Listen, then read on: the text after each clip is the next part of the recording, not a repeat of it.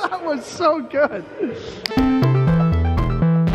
I am outside of our church building where we are about to host an event called the Love Feast. Now the Love Feast has been a part of my tradition, the Christian tradition, since the very beginning. The earliest followers of Jesus were defined by their tables. They would have these massive dinner parties where people from different social and economic backgrounds, women and men, they would gather together and they would share a meal, and at the meal they believed that they were being reconciled to one another, and they were actually being reconciled with their creator. This was how they changed the world, not through military might or power, but through a common table.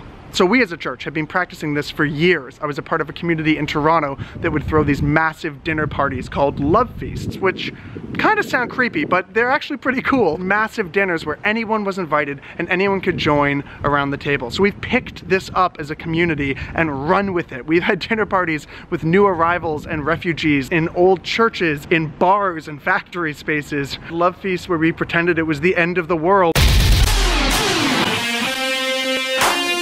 And everybody dressed up in crazy costumes. There was a couple that wanted to get married in our church and they didn't want to spend all that money on a wedding, so we just said, oh, instead of eloping, come to our church's Love Feast dinner party and we'll have a surprise wedding for 10 minutes.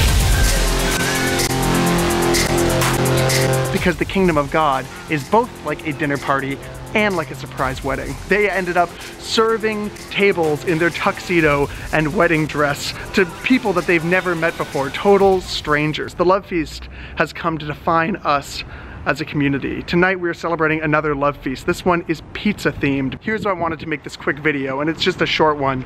I want to encourage you, wherever you are, whoever you belong to, whoever your people are, I want to encourage you to make a bigger table. I, like everyone else, am totally freaked out by the war against refugees, the war against the stranger, the war against the person that does not look like you or talk like you, and I'm convinced that the only way to overcome this gap is around the table.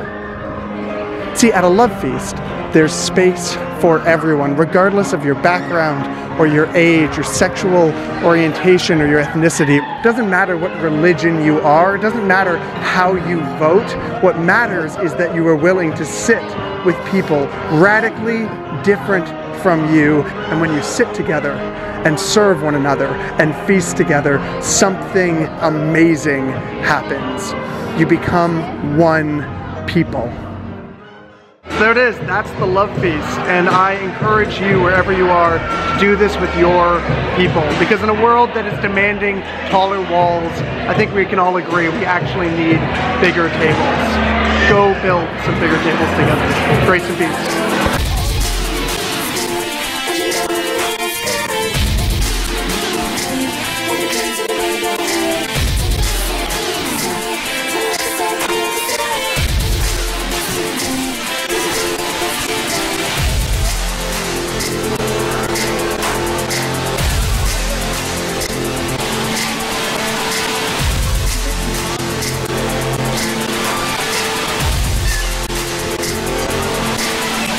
It's only 9:30. It feels like it's 3 in the morning. There's no clock on that. There's only 9:30, Indy 88.